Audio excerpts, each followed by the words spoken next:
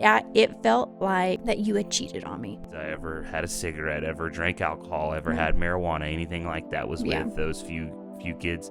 April 4th, Dad passes away. We were told that we were not going to be in any form of leadership anymore. And as I sit here and record this podcast today, I was never given a singular example of anything I had ever done.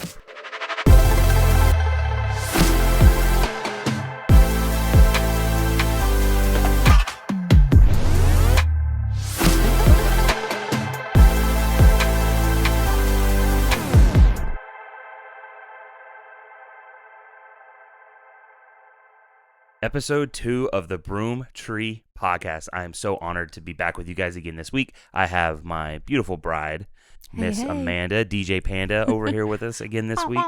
And I am excited this week to tell our story, to kind of walk you guys through who Eric and Amanda even are. Why is this podcast important to us?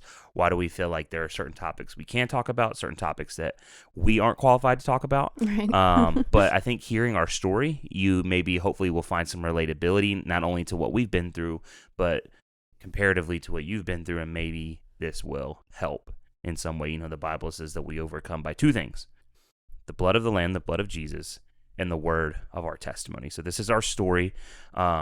We aren't telling like from birth till now, like ain't everything. Nobody want that. No, we're gonna try and keep it concise, keep it clean, keep it streamlined. But we do just kind of walk you guys through who we are, how we met, everything we've been through. We've been married now almost 8 years. Yeah. And so I'm just excited to share our story. But if you haven't already, follow, like, subscribe, comment. I feel like that cringy YouTube guy, but I mean, we gotta do it. I need it, you know. Yeah. So like, follow, comment, subscribe, but most importantly, forgetting all that stuff, send us an email, send us a DM. We want to hear from you, not just so that we feel better about what we're doing, but so that we know that we're helping. I am about to sneeze, I think.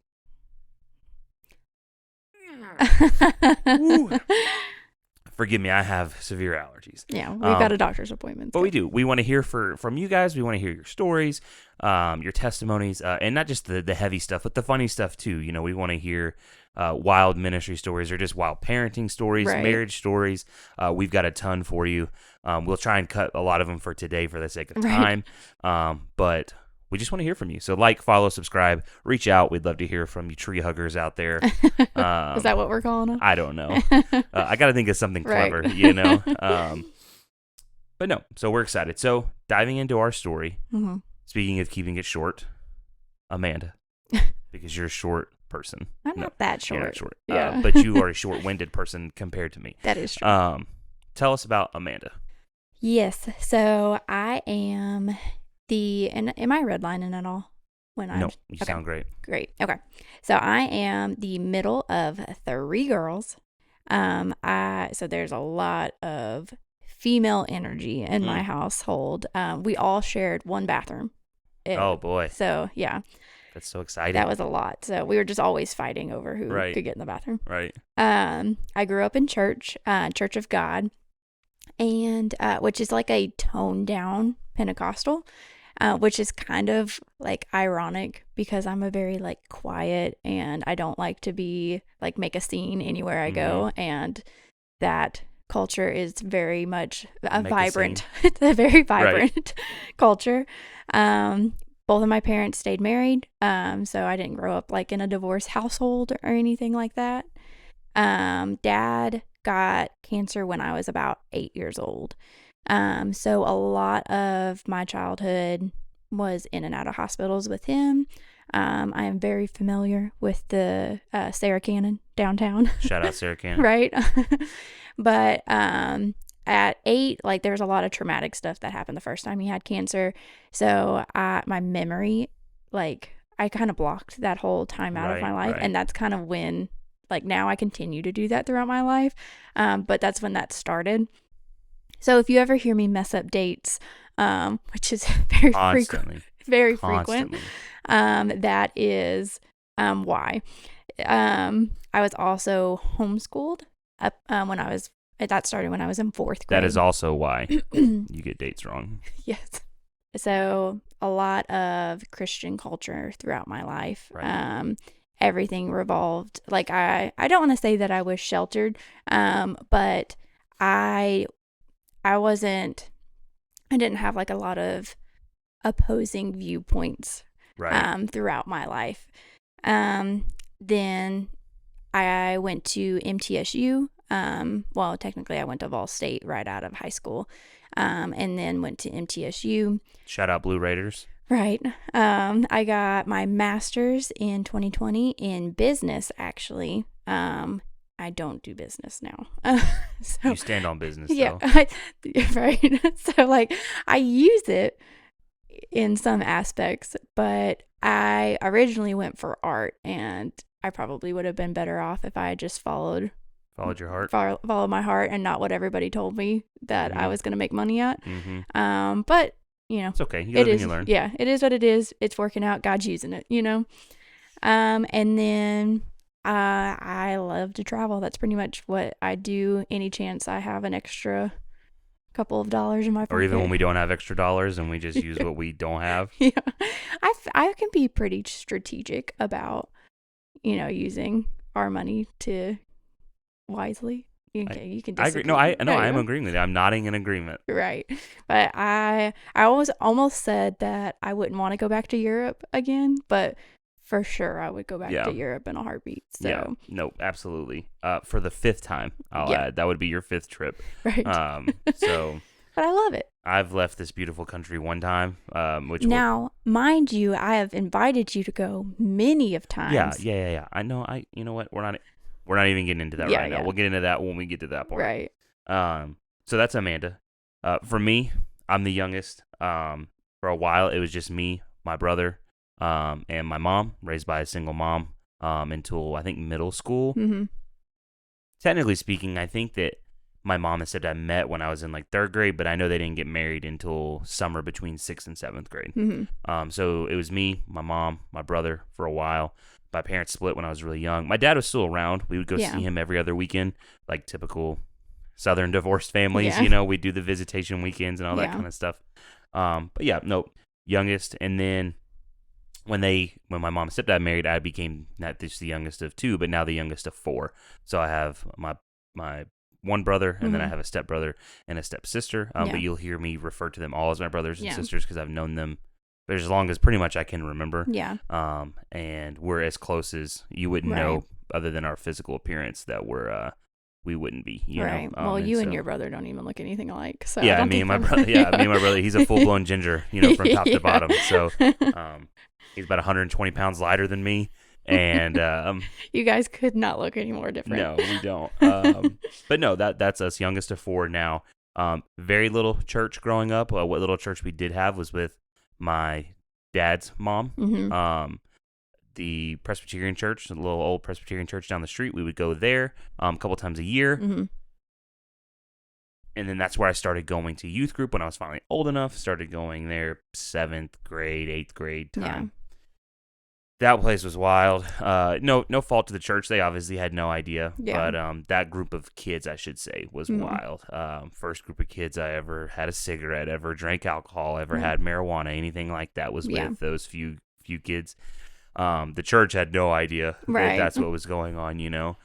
But there was just such a massive disconnect between the grandparents that were bringing us Mhm. and the grandkids who were hanging out in the parking lot. Right.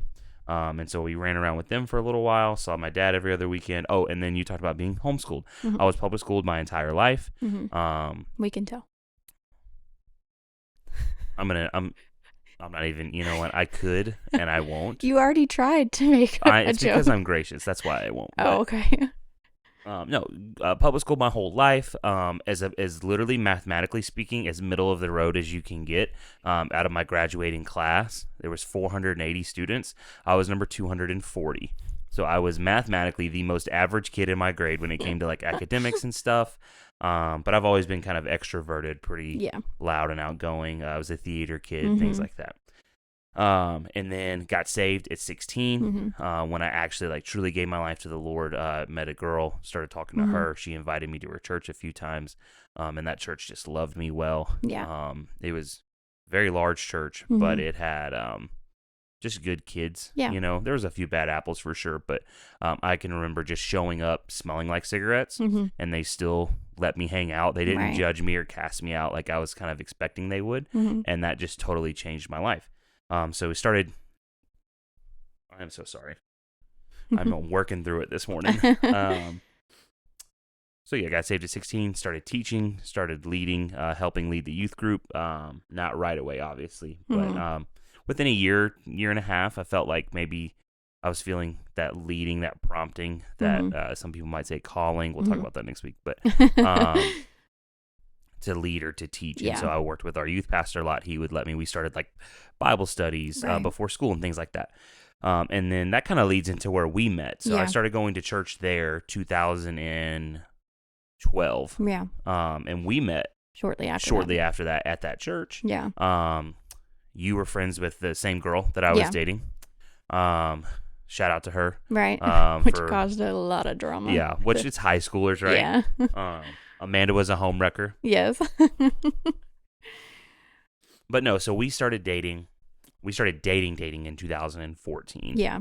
Fall of that year. And then, we just young and in love. Yeah. Well, we did the dating, not dating for a while. You did the dating. I told everyone we were dating. But long before you ever agreed to be my girlfriend, anytime my friends would find, this is so funny, anytime any of my friends would find you attractive, I would tell them that you're already dating someone. Yeah. Then that someone's me. I'd be like, well, guys, she's my girlfriend. Yeah. And then you would be like, we're not boyfriend and girlfriend. Yeah. And I'm like, yeah, for sure. I'm not saying that to anybody. I just hated any label that you would ever put on me. And I was just like, no, it's going to be on my terms. Yeah. And so I was telling everyone we were boyfriend and girlfriend for a minute before you ever said it. But I was speaking faith. Right. And then, so we started dating in 2014, young and in love, got engaged almost a year later, fall of 2015. And then we got married. Summer of 2016. That was a hot day. Oh my God, it was like 100 Anybody degrees. who's there, all they remember is the heat. It was so hot. But you were so hot too. Oh, thanks.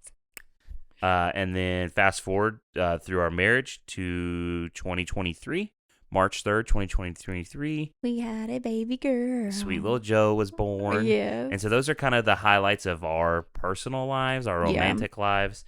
Like I said, married young.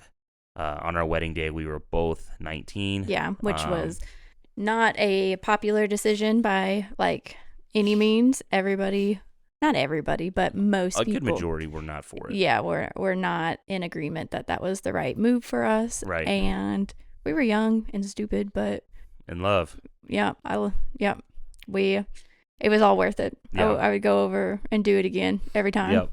So we married in 2016. I want to jump back for just one little bullet point in 2015. Okay. We joined a church plant. Oh, yeah, before we ever got married. That pastor was friends with your dad and was pastors at the church we were currently going to. Right. He was one of the associate pastors.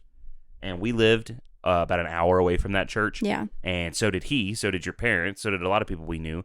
And this guy came along and said that he was planting a church in the city we were living in. Right. And so it was like, oh, man, we know the guy. We know kind of his heart a little bit. Don't forget our, what was it? Our pros and cons list. Our pros and cons list of whether we should leave or stay at that one church. But we just decided it's closer. We know some people. It's an exciting opportunity to get in on the ground floor. Yeah. Because that church we were going to, again, was massive. Yes. And so we joined this church plant fall of 2015. It was a lot of fun, too. It was a lot of fun. It's exciting. It's new. Everything's new. No one really knows what they're doing. Yeah. And we joined as the middle school leaders. There was a senior high pastor who led the whole youth group, and we just kind of assisted him. Yeah. That was 2015, 2016. Like I said, we got married young. In the course of a week, I bought a house on Friday, moved in on Sunday, started my new job on Monday, and then we got married that Thursday. Yeah. So in like a 7-day period, we had a lot of things happening. Yeah. But we got married really young, and we bought our first house, which is super exciting. I mean, that decision alone, like everybody again told us not to do. They were like, you need to go live in an apartment. Everything's taken care of for you. All of these things. And we were like, nope, we want to buy a house. Yep. And luckily, you had amazing family that supported us. Your grandma, and I think your mom helped us too, if I'm not mistaken. Yeah. Yep. Again, my memory is always horrible. So, but their contribution, like Yeah. our like wedding present that they gave us, Yep. we were just short by a little bit. I mean, that changed our whole lives. I mean, Yeah, and that's what we were another able thing I to would do. give young people advice for. If you want to buy a house, get married. Yeah. And just tell people that their wedding gift should be money towards your down payment. Right. Because people will spend money on a wedding gift for for sure. you know, especially family. Yeah. You know, if they're supportive of your marriage, that Yeah. is. And so, yeah, we just had a lot of family, but that's what we told them. We said, we don't want anything for our wedding. Yeah. I'd rather have an empty house and fill it up later. And our whole wedding cost like $3,000 because we Yeah. wanted to buy a house. We wanted to instead. buy a house, so we Yeah. took all the money we had saved and we just put it all into this house. So we bought our house. Everything's exciting. Yeah. We we just moved in. We newlywed, Yeah. new church, new house, new like Yeah. all this exciting things were happening. We got a dog. Shout out my boy Keegs, my boy Keegan. I wish I would have brought it in with me, but He's disgusting. I have a oil painting of him. I have Oh, two yeah. oil paintings I of thought him. you meant bring Keegan No, in. we need to release like a line of Keegan merch because I've got Keegan pillows, Keegan paintings. He was sent from the devil. From the pit of hell, for yeah. sure. Yeah, he's foul. Yeah. He's a Chiweenie. We were told he was a lab. Yeah. That's a whole nother thing Yeah. about deception. But he is deception Yes. incarnate. But no, we got Keegan, and then that was like week 3, week 4 of our marriage, and I'm building up because everything's going great. Mm-hmm. And then week 6, Yeah. almost to the day of our wedding, Yeah. some things hit the fan. Yeah. I'll kind of let you tell that story. That was a hard time for me. So like before we ever got married, like we kind of touched on the topic of pornography and everything. And of course, you're a teenage boy. That's something that just like I'm pretty sure almost every teenage boy does. But for some reason, I just never thought that would ever come into our marriage, partially because the church tells us when you're married, all of that goes away because you have a wife that You're able to have sex, Yeah. so you won't lust anymore.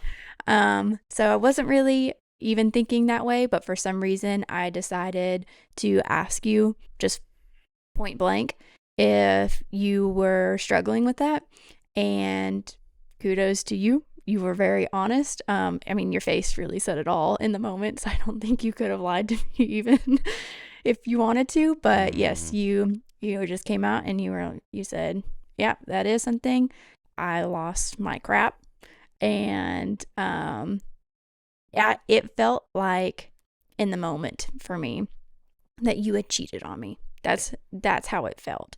And I know for anybody who's ever dealt with that, that's not equivalent to that.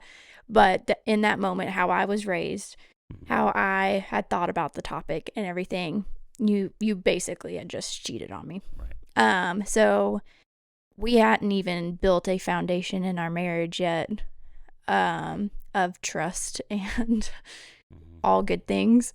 We were in love, but that was a lot of feelings. That wasn't a whole lot of foundation yet. And so when that hit, it just felt like everything kind of crumbled down. I couldn't trust you.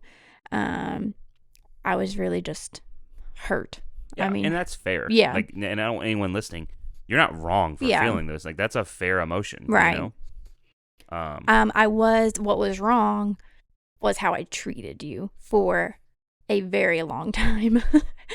I did not give a whole lot of grace. Now, mind you, in kind of the household that I grew up in and the church culture I grew up in, grace wasn't always shown to me. So that's kind of how I treated you, was just how I knew, but that doesn't really, justify it. That's just how I treated you. And if I could go back in time, 100%, I would be more gracious and attack the problem instead of attacking you during that. Yeah, and I will say again, you were right in how you felt.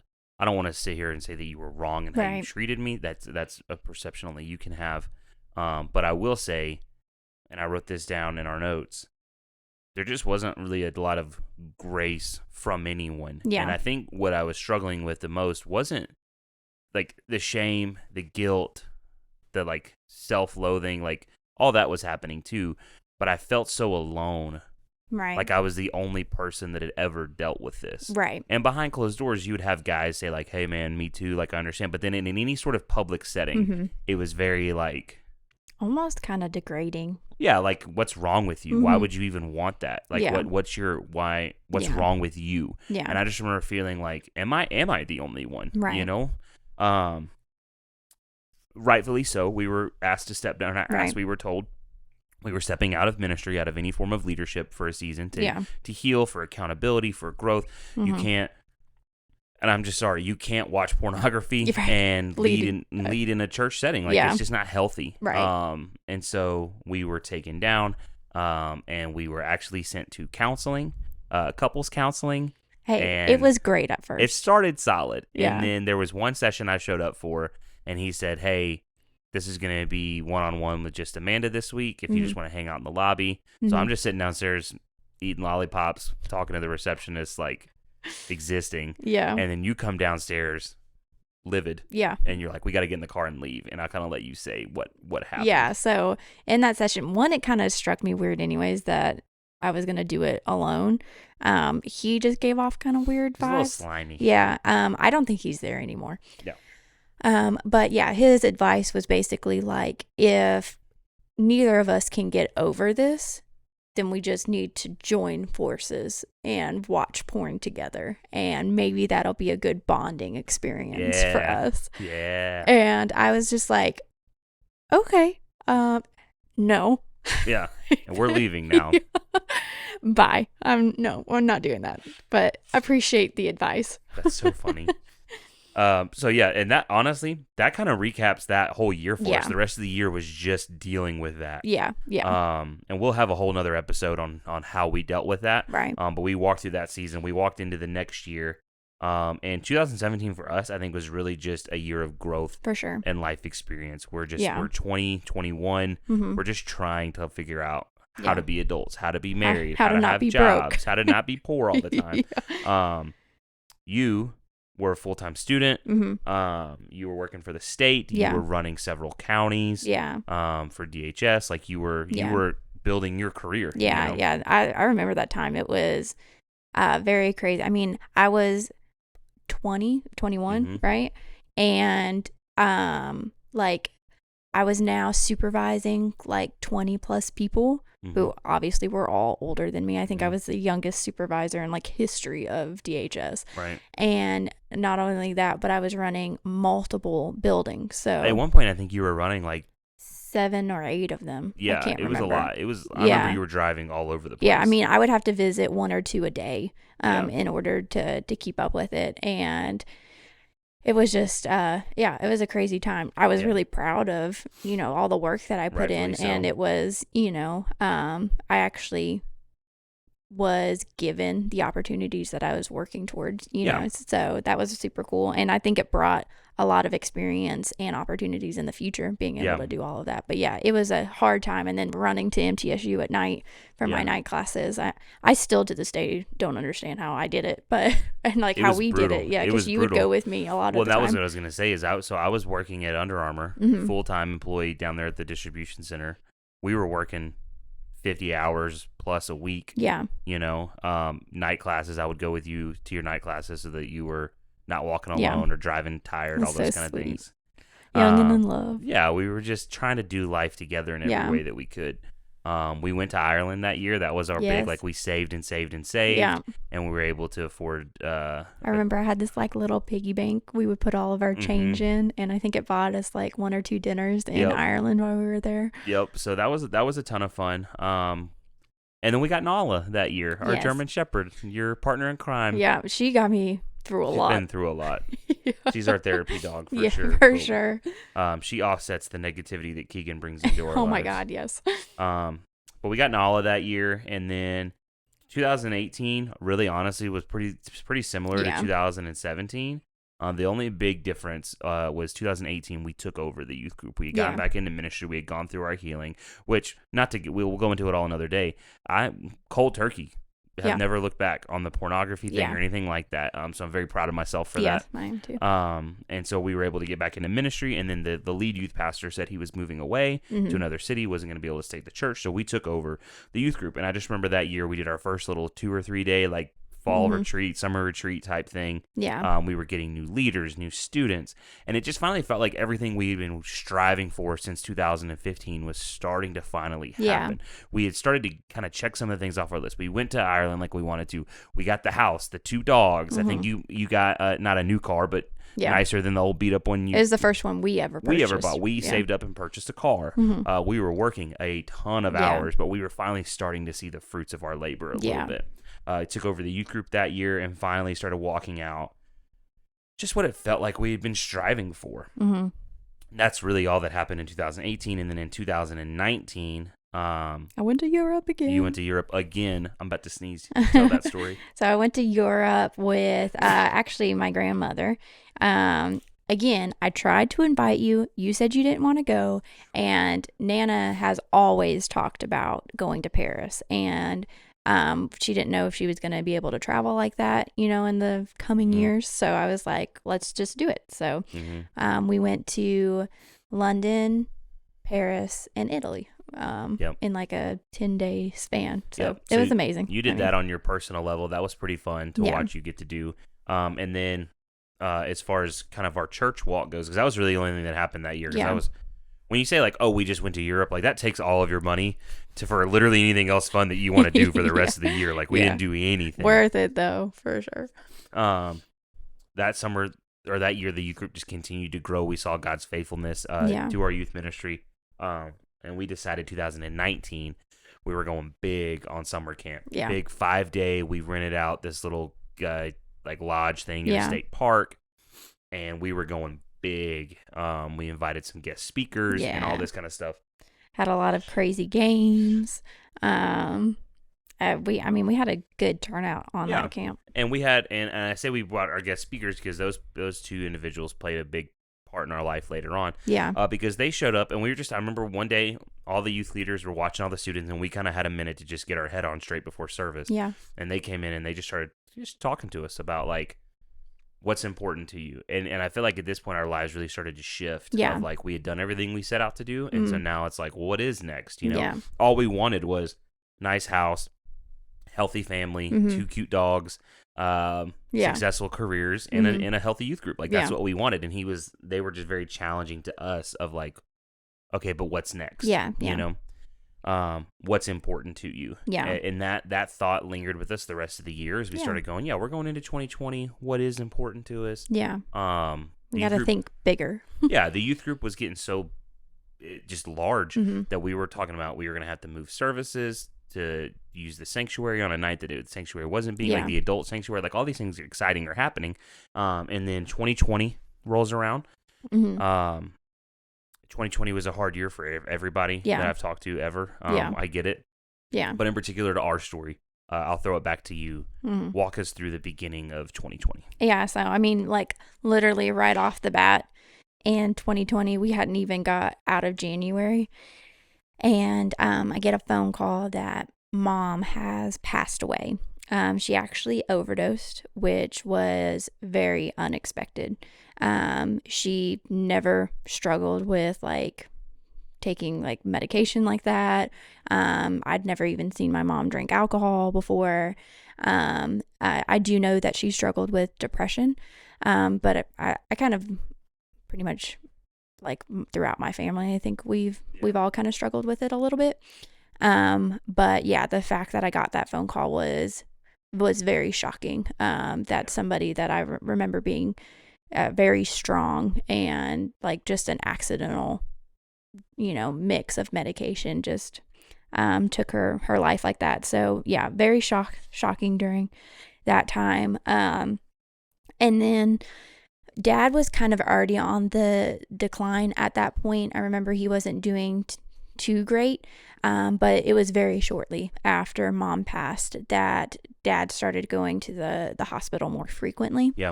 And I don't know, there's just something in your spirit that just it feels different. Feels odd. This time. So he starts going there. I had just started a new position at my job, where I was working at the state office at this time. Like the big fancy headquarters. Yes, I was actually the administrator for all of auditing for the whole state. And so like I had just taken that job, and um, like I just remember crying all the time because I thought I was taking so much time off dealing with mom and now in and out of the hospital with dad. I thought I was just going to lose my job like immediately. Yeah. Like these people had no reason to keep me. They didn't Yeah. know me. They didn't, I had just gotten it. And Well, and I remember too, not to cut you off, but I No. remember when we were at the hospital that day, what caused us to go to the hospital was his kidneys were failing. yeah, And it wasn't going to be a quick fix. And Yeah. so I remember us sitting in the lobby and going, well, your sister's 17. She's not old enough yet to be Yeah. able to handle all this. yeah, If you need to quit your job Mhm. or if you lose your job for the sake of caring for your dad, we'll Yeah. figure it out. God's going to provide. You need Yeah. to take care of your dad right now. Yeah. We have to do this. yeah. Um, Which is a scary conversation It's to really have. tough, especially Yeah. when you've been grinding for years, like we Yeah. shared years. Well, and that's not just like, oh, quit your job.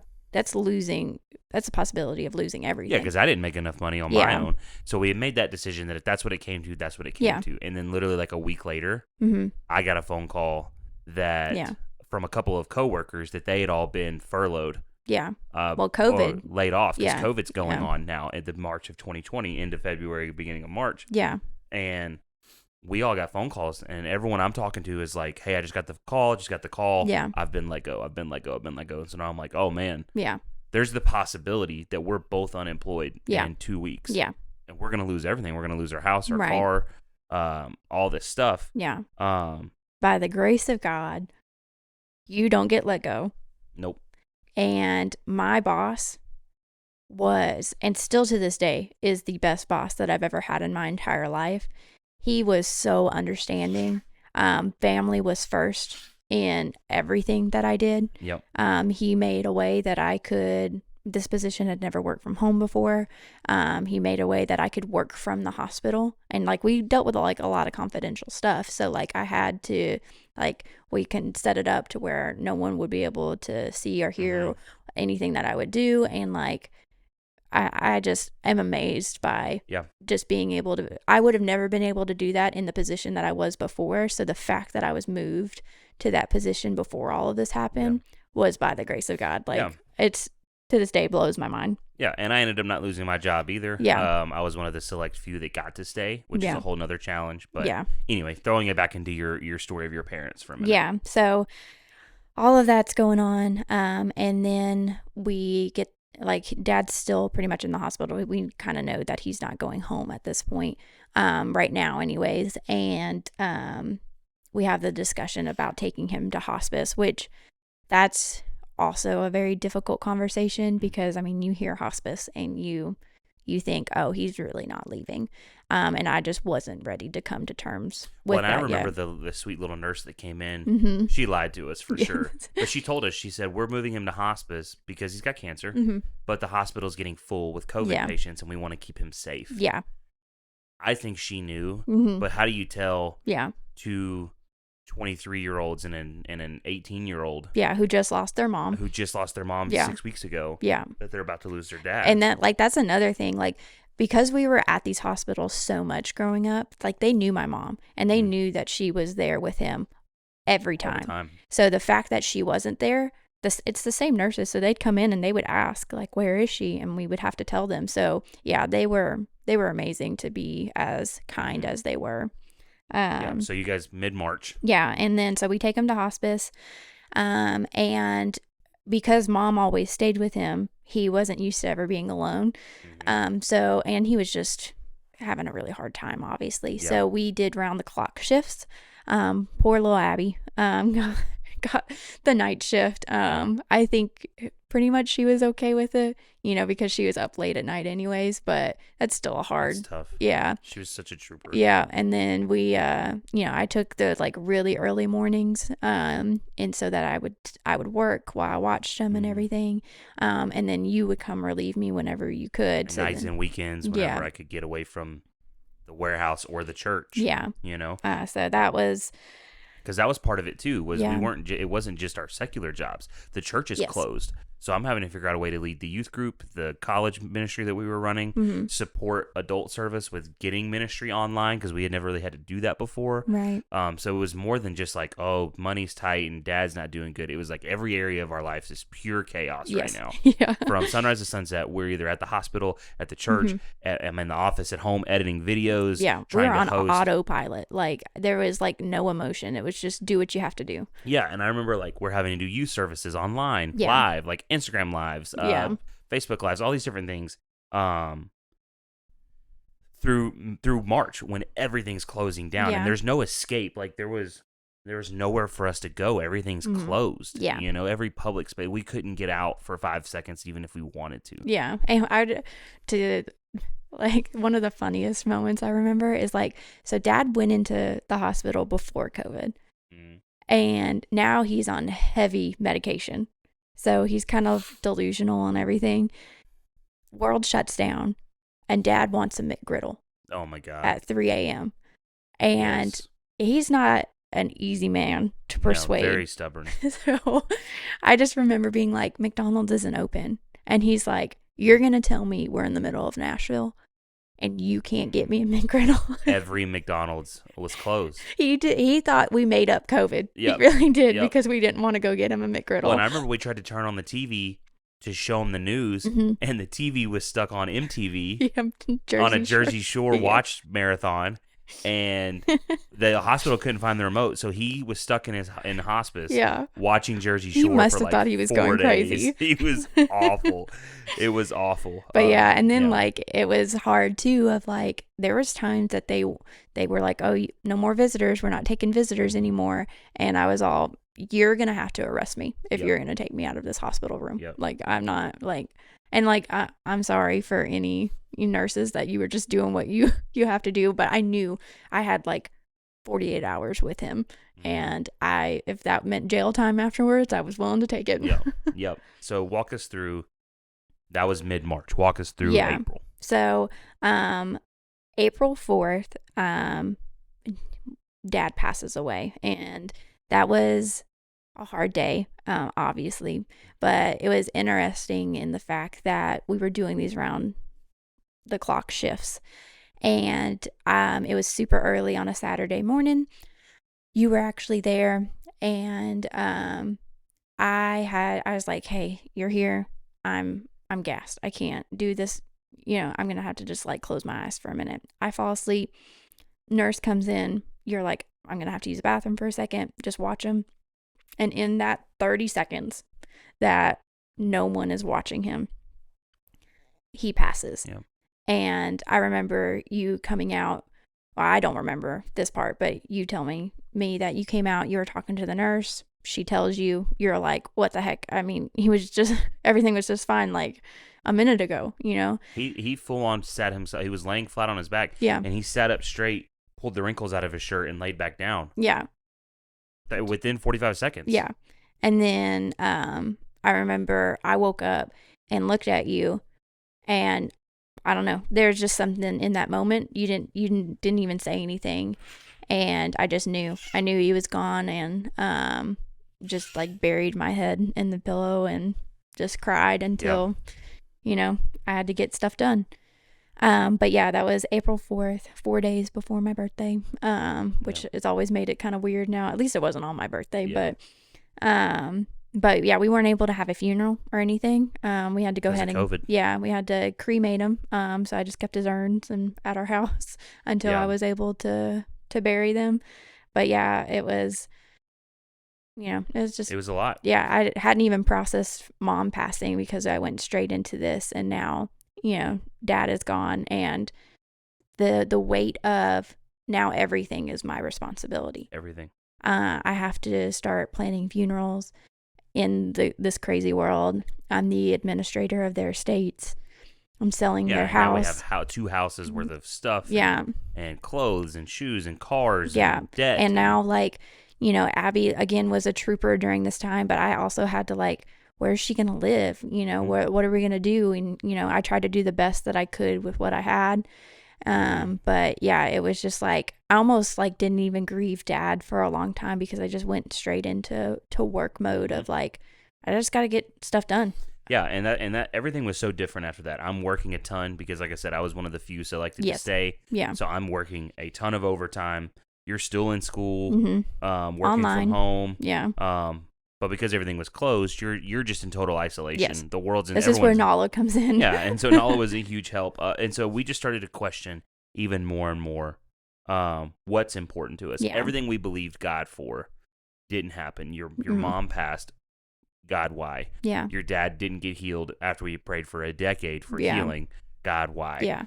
I'm thankful that I didn't lose my job, but also why was I chosen to stay in a season where I would be more impactful at home? Yeah. You know? Yeah.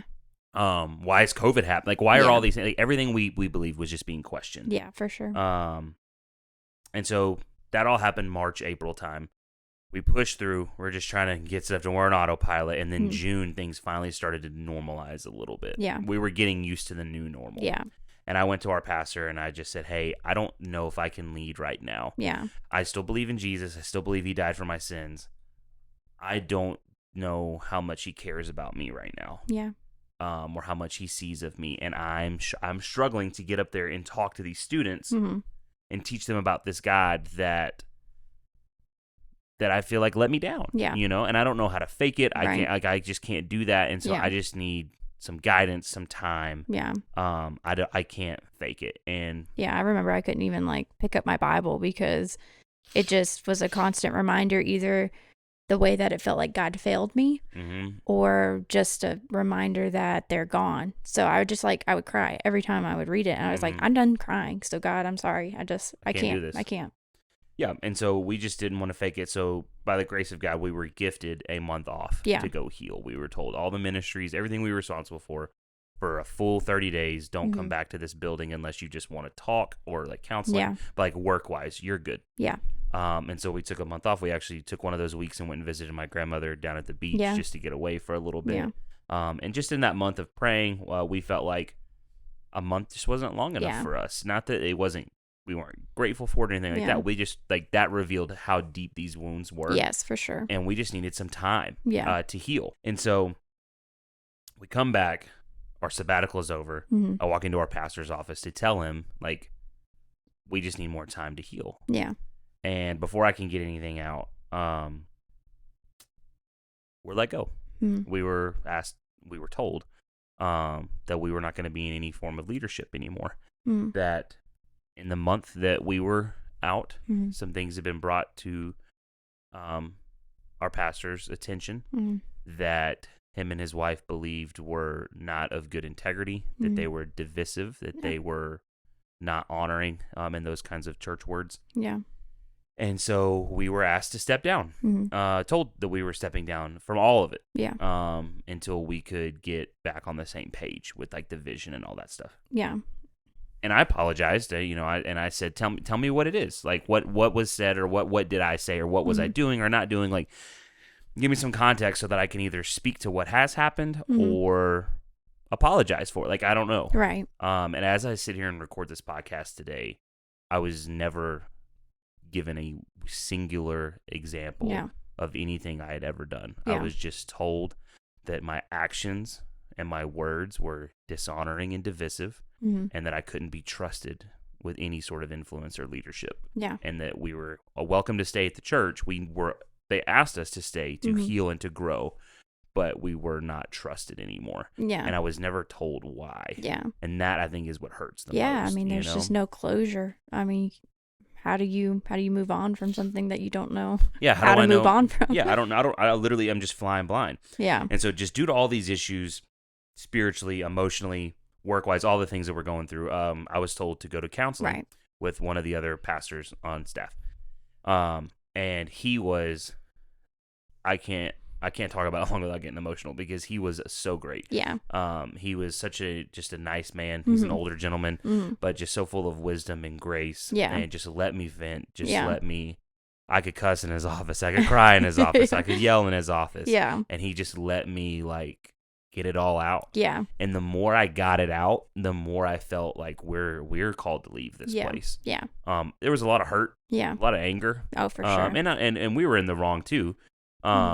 walking that out in anger and frustration. Yeah, and I felt like it was just like there's a lot of personal hurt too, and it's hard to be led by somebody that you're personally hurt by. Yeah. So yeah, I don't know how beneficial it would have been for us to stay. Anyway. And so I remember just feeling like, okay, this is our time to go. You had been ready to go for a little bit longer before me.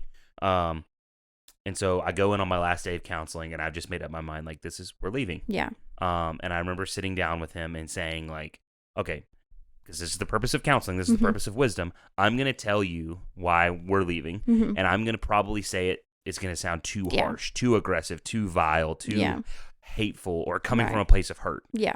And I don't want to end this beautiful story of 5 years of not just ministry, but family. This guy married us. So he did our wedding. He's friends with your parents. Yeah. And like it was more than just a position. Our lives were intertwined with these people. Yeah. All of our friends and family that we knew were at this church outside of like our blood family. Yeah.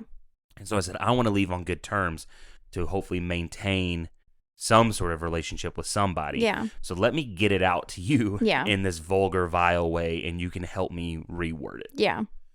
And I had that meeting scheduled with him earlier in the morning because I had a meeting with our pastor that afternoon to tell him whatever this guy helped me like reword. Yeah. And dumping it, just pouring my heart out, all these things. And I go to leave and he tried to convince me to stay. I finally told him I wasn't going to stay or whatever. You hear me reference this conversation actually in episode 1 where they tried to tell me that like the future of our ministry is tied to this, all that stuff. Yeah. I go to leave, and as I'm leaving, our senior pastor, for whatever reason unknown to me, and I'm trying to do this as honoring as I can, he took it upon himself to listen in on our counseling session without our knowledge, me or the other guy's knowledge. Yeah. Heard all the vile things that I was never intended for him to hear. Because I'm not going to say they weren't all true, but sometimes you just need to get something out, and you don't even really mean what you're saying. You just need to like, help me say this, we see it all throughout the scripture, especially in the Old Testament, we see it in our daily lives and marriages and in our relationships. You type out the email, but you don't press send. You read it back and you go, ooh, let me didn't mean it. Correct that, change this or whatever. Right. And so he listened in. And then he just said, I've heard everything you have to say. I don't have the grace to deal with you right now.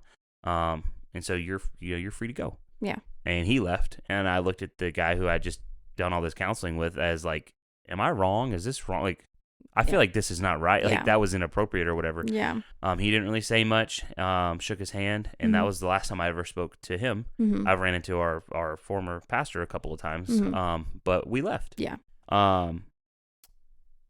That was my counseling experience. Mine was very different during this time. So like hospice, Alive Hospice actually does free counseling, and which is a hard step to take if anybody's ever gone through it, of like just realizing you need it. And, but I was like, I knew my grandparents were struggling and Abby was probably struggling.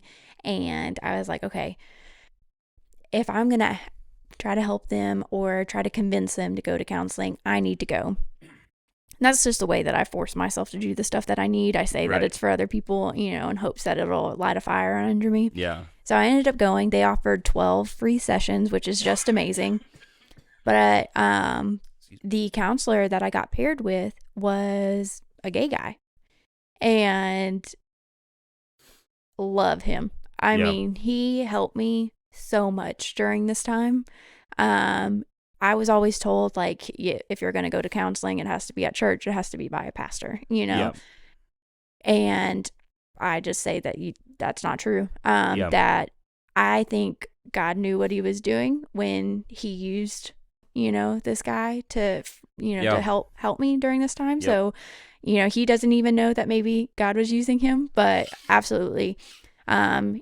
Like on the spiritual, I don't think I needed the spiritual side during this time. I was struggling in that area. I think if I had a Christian person being like trying to, well, God does everything, for good, and I would have just like ran from it. So the fact that he had no tie to it helped me so much. Of like, he just gave me real life advice.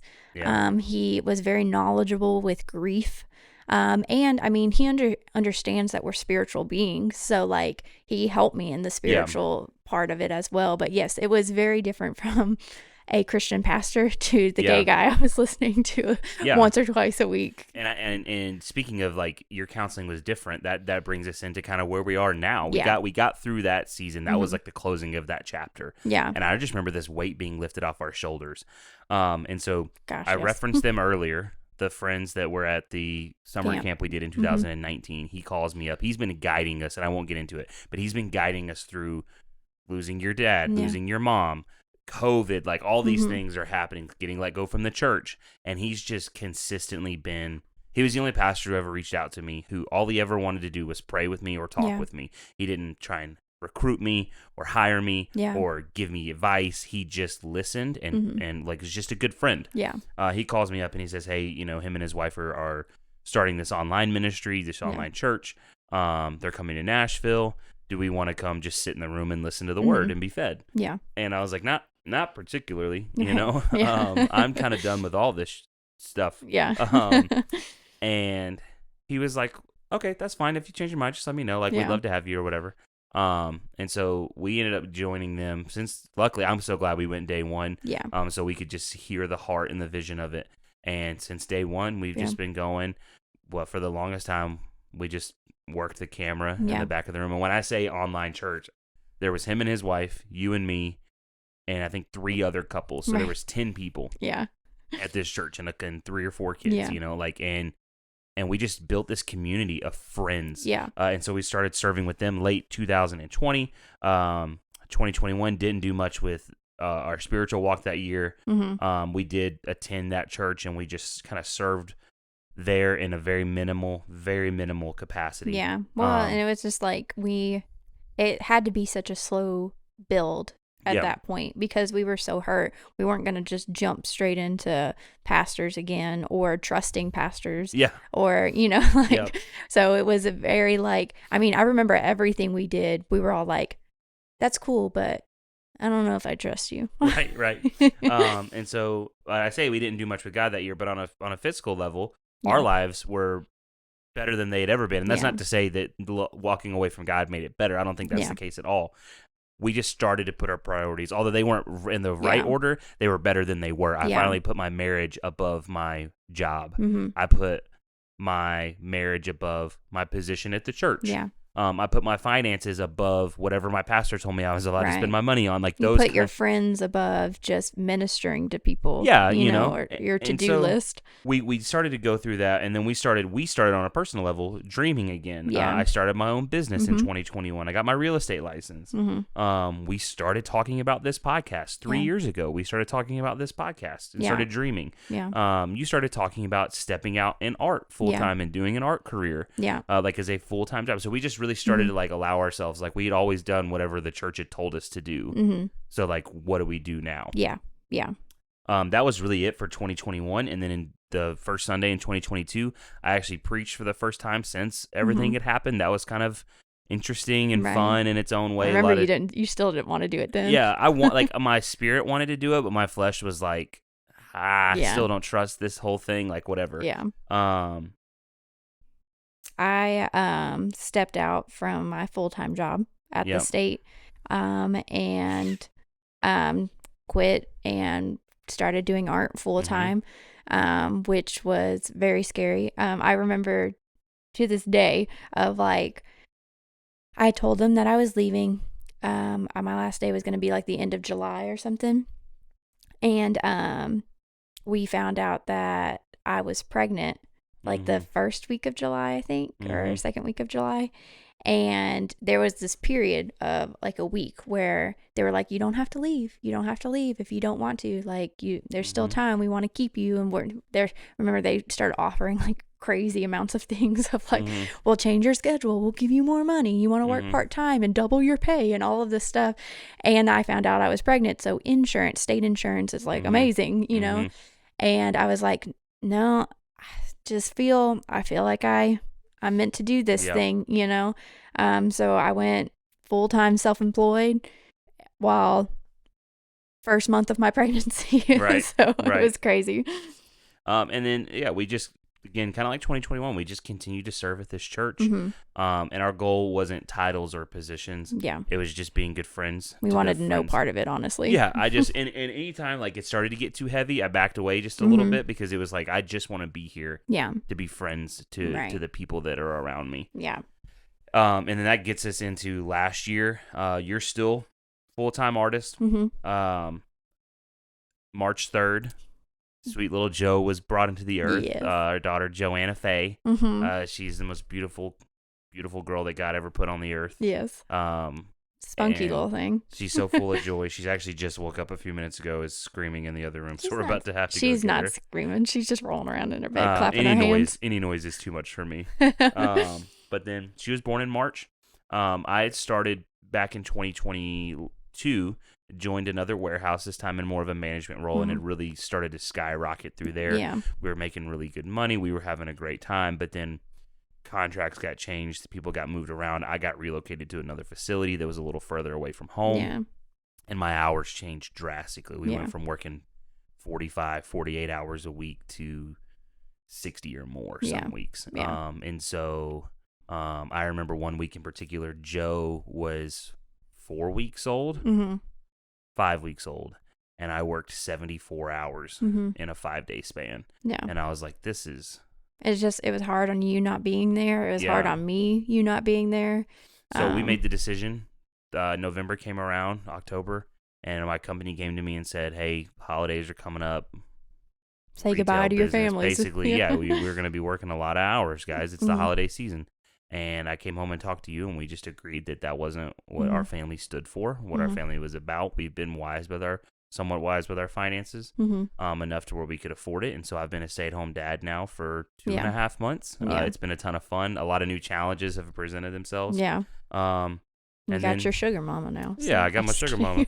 And then, enjoyed the holidays being around as a family. And then here we are, 2024. We started our podcast. Yeah. Joe will be a year old here in a couple weeks. And we'll celebrate that. We don't have to talk about it. And, but no, that's our story. It's I hope we didn't go too long, but that's kind of who we are. The experiences we are bringing into this podcast. Yeah. And we're just excited to share these stories with you. There's so many more examples and stories in the last 10 years that we've known each other. And I just hope it just shows that no matter all of the craziness that's happened in our life, yes, a lot of it sucks and it's hurtful. But I wouldn't go back and change any of it. It brought us here. It gave us this knowledge, this experience, these relationships that I'm so, so grateful for. Yep. And as it relates to the podcast, I just hope that we can take all of these little and big moments throughout our life and show yes, there's hurt. Yes, there's times to sit in that and to rest and to remove yourself sometimes. But you're always going to get past it. Yeah, and it's good to get through it. We didn't stay in my parents are dead. We didn't stay in the church fired me and lied about me. We didn't stay in these people hurt me or these things happened to me. Yeah. We absorbed them. We embraced them. We mourned, we grieved, but then we healed and we stepped out. Yeah. In this podcast, we said it last week, but this podcast is our way of doing that. One of our ways of doing that. Yeah. And so, it's not just woe is me. This is all the stuff that happened to me, but this is what God has carried me through. Yeah. And we're on the other side of it. Yeah. Some days it feels like we're not. Some days it feels like we are, but we're still walking with God. And if there's one thing I can say, going all the way back to 2012, when I got saved and gave my life to the Lord at 16, I didn't know all this was going to happen. Right. But we're still walking with Him. Me and Him are still walking together. You and God are still walking together ever since you were a kid. And I think your parents would be proud to see that. They would be proud to see us, to see how we were raising Joe, this podcast, all of those things. And so, I would do it all again. I maybe wouldn't cuss as much and maybe saved a little bit more money. Right. But, maybe 2 trips to Europe instead of 5. But I would do it again. Yeah. But no, and I've really enjoyed recapping this with you, of course. You're amazing. You're my best friend, and I'm really honored to get to do this with you. Yeah. And so to our listeners, to our tree huggers, we love you guys. Thank you for listening. If you're still listening, and like I said, follow, subscribe, comment, but most importantly, send us a DM, send us a message. We'd love to hear from you, hear your stories, good, bad, funny, ugly, whatever. Shout out to Olivia for the music for this week, Miss Olivia Putman, doing all of our music. Yeah, she killed it. For all of our graphics and stuff. And then go check out our merch shop. Oh, yeah. Our merch is still in the mail. I was hoping we would have it in time to record today, but it got delayed because of the snow. But I love it, I think. Yeah. I'm super excited about it. So go check out the merch shop. It supports the podcast, helps us continue to do what we love doing. But we love you guys, and we'll talk to you next episode. Peace.